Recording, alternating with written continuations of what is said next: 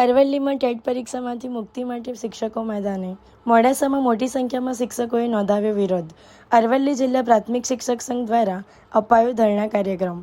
ચાલુ ફરજ પરના ધોરણ 1 થી 8ના શિક્ષકો ટેટ પાસ કરવાના નિર્ણયનો વિરોધ. શિક્ષકોએ રામધૂન બોલાવી અને સૂત્રોચ્ચાર કરીને નોંધાવ્યો વિરોધ. ટેટ પરીક્ષામાંથી મુક્તિ આપવા શિક્ષકોની માંગ. ગુજરાત રાજ્ય પ્રાથમિક શિક્ષક સંઘ પ્રેરિત અરવલ્લી જિલ્લા પ્રાથમિક શિક્ષક સંઘ આયોજિત ધરણાના કાર્યક્રમમાં આજે અરવલ્લી જિલ્લામાંથી ખૂબ જ મોટી સંખ્યામાં શિક્ષકો અહીંયા હાજર રહ્યા છે. ટેટ પરીક્ષા નાબૂદી માટે શિક્ષકોએ આજે કલેક્ટરશ્રીને આવેદનપત્ર આપવાનું છે. આજે ધરણાના કાર્યક્રમમાં રામધૂન બોલાવી અને સરકારને સદબુદ્ધિ મળે અને આ ટેટ પરીક્ષા નાબૂદ કરે એ માટે બધા અહીંયા ભેગા થયા છે. ધરણાના કાર્યક્રમ બાદ રાત્રે ઓધારી મંદિર ખાતે ભજન સંધ્યાનો કાર્યક્રમ રાખ્યો છે અને એમાં પણ ટેટ પરીક્ષા નાબૂદી થાય અને 2005 પછીનાને ઓપીએસ મળે તે માટે પણ અમે ભજન સંધ્યાના કાર્યક્રમ દ્વારા અમે વિરોધ કરવાના છીએ. ટેટ માટે સરકારના શું નિયમો?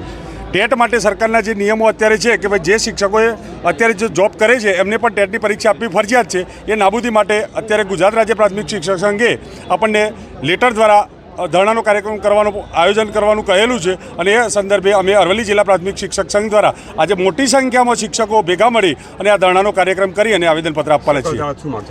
સરકાર દ્વારા ટેટ પરીક્ષા જે છે એ નાબૂદ કરવા માટે અમે માંગ કરી છે. તમામ શિક્ષકો પીટીસી અને ગ્રેજ્યુએટ થયેલા શિક્ષકો આજે જે તે વખતે ક્વોલિફાઈડ શિક્ષકો નોકરી ચડ્યા છે અને આ ટેટ પરીક્ષાનો નવા ઘટકડા દ્વારા શિક્ષકોનું માન સન્માન હણે એવા પ્રયત્નો થઈ રહ્યા છે. એટલા માટે આ વિરોધ કરી રહ્યા છે. અમારી માંગ ન સુધરા અહીંયા નહીં આપી શકે એ લોકો. સરકાર દ્વારા આ માંગને ફગાવી દેવામાં આવશે તો ગુજરાત રાજ્ય પ્રાથમિક શિક્ષક સંઘ અને અખિલ ભારતીય પ્રાથમિક શિક્ષક સંઘ જે આદેશ કરશે એ પ્રમાણે અમે કાર્યવાહી કરીશું.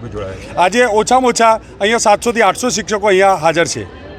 આજરોજ અરવલ્લી જિલ્લાના તમામ શિક્ષકો તેમાં મોટી સંખ્યામાં બહેનો અહીંયા ટેટ 1ની પરીક્ષાની નાબૂદી માટે સંપૂર્ણપણે રદ થાય એ માટે અમે અહીંયા આંદોલન કર્યું છે. તે માટે અમે બધા ભેગા થયા છીએ અને આજે અમે અહીંયાથી પછી કલેક્ટર ઓફિસમાં જઈને કલેક્ટર સાહેબશ્રીને આવેદનપત્ર આપવાના છીએ.